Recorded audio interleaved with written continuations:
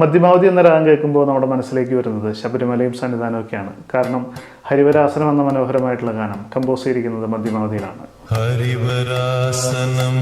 22ാമത്തെ മേളകർത്താ രാഗമായിട്ടുള്ള ഖരഹരപ്രിയയുടെ ജന്യരാഗമാണ് മധ്യമാവധി. ഇതൊരു ഔഡവ രാഗമാണ്. ഔഡവ രാഗം എന്ന് പറഞ്ഞാൽ 5 സ്വരങ്ങൾ മാത്രമുള്ള ഒരു രാഗം.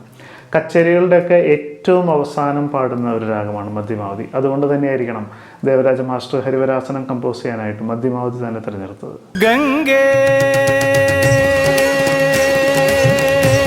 രവീന്ദ്ര മാസ്റ്റർ കമ്പോസ് ചെയ്തിട്ടുള്ള ഈ ഒരു ഗാനം മധ്യമാവധിയിൽ തന്നെയാണ് ചെയ്തിട്ടുള്ളത്. മധ്യമാവധിയെക്കുറിച്ച് പറയുമ്പോൾ വിദ്യാധര മാസ്റ്ററെ കൽപ്പാന്തകാലത്തോളം എന്ന ഹിറ്റ് ഗാനം പറയാതിരിക്കാൻ വയ്യ. കൽപ്പാന്തകാലത്തോളം കമ്പോസ് ചെയ്തിരിക്കുന്നത് മധ്യമാവധിയിലാണ്. എം കെ അർജുനൻ മാസ്റ്ററുടെ 2 പ്രശസ്തമായിട്ടുള്ള കോമ്പോസിഷൻസ് ആണ്. ഒന്ന് കസ്തൂരി മണക്കുന്നല്ലോ കാറ്റേ,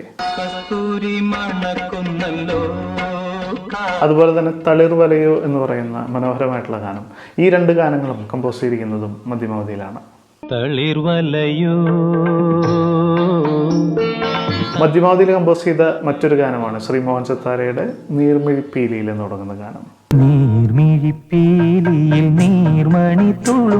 കൈതപ്രസാദിന്റെ മറ്റൊരു കോമ്പോസിഷനാണ് വണ്ണാത്തിപ്പുഴയുടെ തീരത്ത്. ആ ഗാനം കമ്പോസ് ചെയ്തതും മധ്യമാവധിയിലാണ്. വണ്ണാത്തിപ്പുഴയുടെ തീരത്ത്.